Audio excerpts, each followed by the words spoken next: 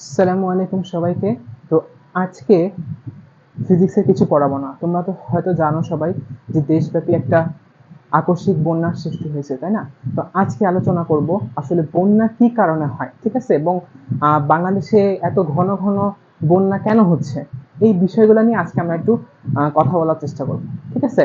তোমরা হয়তো জানো যে বন্যা বেসিক্যালি দুইটা কারণে হয়, বুঝছো? বন্যা দুইটা কারণে হয়। একটা হচ্ছে উজান থেকে নেমে আসা ঢল, ঠিক আছে?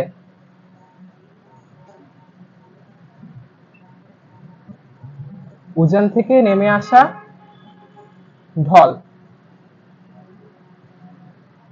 আরেকটা হচ্ছে অতিবৃষ্টি।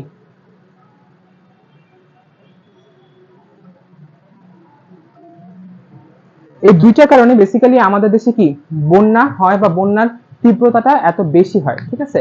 উজান থেকে নেমে আসা ঢল কথাটা তো তুমি বুঝতেছো যে পাহাড় থেকে মানে পানির যে স্রোতধারা সেটা নেমে আসে।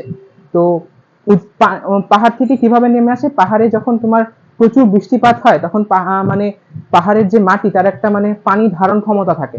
তো ওই ধারণ ক্ষমতার যখন বাইরে চলে যায় তখন সেই ঝর্ণা আকারে পানির ঢল যে নেমে আসে সেটাকে আসলে বেসিক্যালি উজান থেকে নেমে আসা ঢল বলা হচ্ছে, ঠিক আছে? এখন একটা জিনিস তোমাদেরকে বুঝাই। দেখো, উজান থেকে যখন ঢল নেমে আসে তখন ওইটার গতিপথ থাকে কি খুব ফাস্ট। কেন? কারণ ওই চ্যানেলটা থাকে ছোট। আমরা তো জানি প্রেসার ইকুয়ালস টু কি ফোর্স আপন এরিয়া।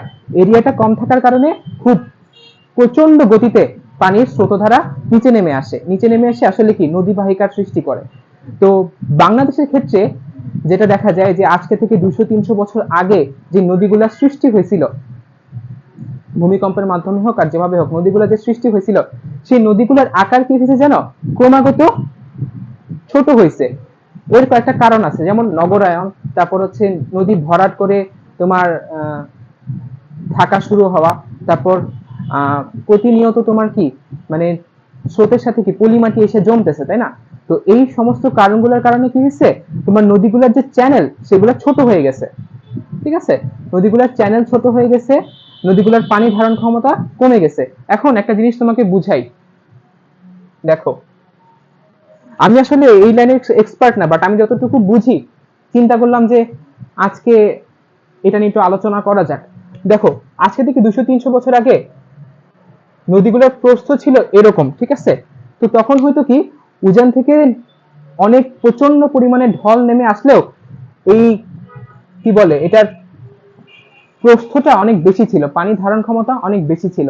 তো তখন আসলে বন্যাটা ওইরকম তীব্রভাবে দেখা দিত না। তো এখন বর্তমান সময়ে কি হয়েছে জানো?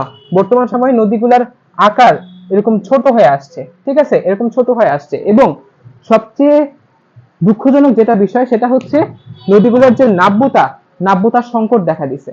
মানে নদীগুলোর ডেপথ কমে গেছে। এখন উজান থেকে ঢল নেমে আসতেছে প্রথমত, এর মধ্যে তোমার নদী হচ্ছে ছোট, চিকন হয়ে গেছে। এর মধ্যে তোমার হয়েছে কি নাব্যতা কমে গেছে, নাব্যতা সংকট হয়ে গেছে। এখন কি হবে? পানি ওভারফ্লো করে পুরা এলাকাকে ভাসায় দিবে। এইভাবেই আসলে উজান থেকে ঢল নেমে আসার মাধ্যমে আমাদের দেশে বন্যা হচ্ছে। এর সাথে অন্যতম প্রভাবক হিসেবে কে কাজ করতেছে জানো? অতিবৃষ্টি। এখন মনে করো এই যে এটা একটা নদীর অববাহিকা বা এটা এটা একটা খন্ড আমি তুলে নিয়ে আসছি। এখান থেকে মনে করো এই যে মেঘ, ঠিক আছে?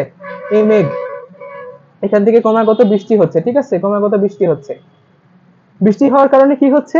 এদিক দিয়ে তো পানি ফ্লো করতেছি, এদিক দিয়ে ক্রমাগত বৃষ্টিপাতের কারণে কি পানির পরিমাণ প্রতিনিয়ত বৃদ্ধি পাচ্ছে। এখন আরেকটা জিনিস এখানে আছে, এখন দেখো যে বাংলাদেশে কি আগে প্রচুর খাল ছিল, তাই না? এখন কি খালগুলা ভরাট হয়ে গেছে, পর্যাপ্ত পরিমাণ কি খাল নাই। তো খাল না থাকার কারণে হয়েছে কি পানির জলাবদ্ধতা সৃষ্টি হয়েছে। তো এই জন্য বেসিক্যালি তোমার আহ বন্যাগুলার তীব্রতাটা এখন এত পরিমাণে বৃদ্ধি পাইছে।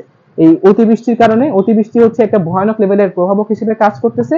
আর নদী নালাগুলো ছোট হয়ে গেছে, নাব্যতা সংকট হয়ে গেছে। আর আগে কি হইতো জানো? আগে হইতো কি, যখন নগরায়নটা এতটা পরিমাণে হয় নাই তখন, আগে যখন বৃষ্টি হইতো তখন হইতো কি পানি মাটি বৃষ্টির পানিটাকে কি টেনে নিত, ঠিক আছে? টেনে নিয়ে মাটির নিচে জমা করতো। কিন্তু এখন অতিরিক্ত বিল্ডিং, অতিরিক্ত স্থাপনা হওয়ার কারণে হয়েছে কি মাটি আগের মতো সেই পানিটা ধারণ করতে পারতেছে না। ধারণ করতে না পারার কারণে কি জলাবদ্ধতা সৃষ্টি হচ্ছে। তো এটার সলিউশন হিসেবে সিভিল ইঞ্জিনিয়ারিং এ তোমার ইমপারমিয়েবল কংক্রিট নামে একটা কংক্রিটের বিষয়বস্তু ধারণা ইদানিংকালে নিয়ে আসার চেষ্টা চলতেছে, বাট ওইটা এখনো খুব বেশি একটা অ্যাপ্লিকেশন দেখা যায়নি সব জায়গায়। তো এই কারণগুলোর কারণে হয়েছে কি, ওই পানিগুলার মুভ করতে পারতেছে না বা কোথাও যাইতে পারতেছে না, সব মিলে একটা ম্যাসাকার তৈরি করতেছে বন্যার মতো। তো বাংলাদেশে কিন্তু তোমার বন্যা অনেক আগে থেকেই এই সমস্যাগুলো ক্রিয়েট করে আসছে, সেটা আজকে বা কালকে নতুন না কিছু, এটা অনেক পুরনো সমস্যা। আর ইন্ডিয়া যে প্রতিনিয়ত বাঁধ খুলে দিচ্ছে হর হামেশা, এটা তো আসলে মানে কি বলবো, কিছু বলার নাই।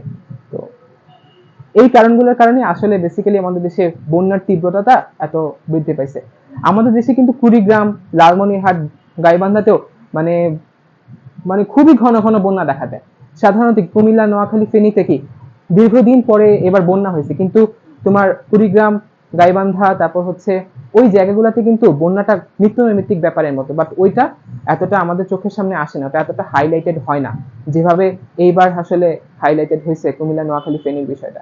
তো আমরা আমরা প্রত্যেকের জায়গা থেকে চেষ্টা করব যে কোনো না কোনোভাবে সাহায্য করার।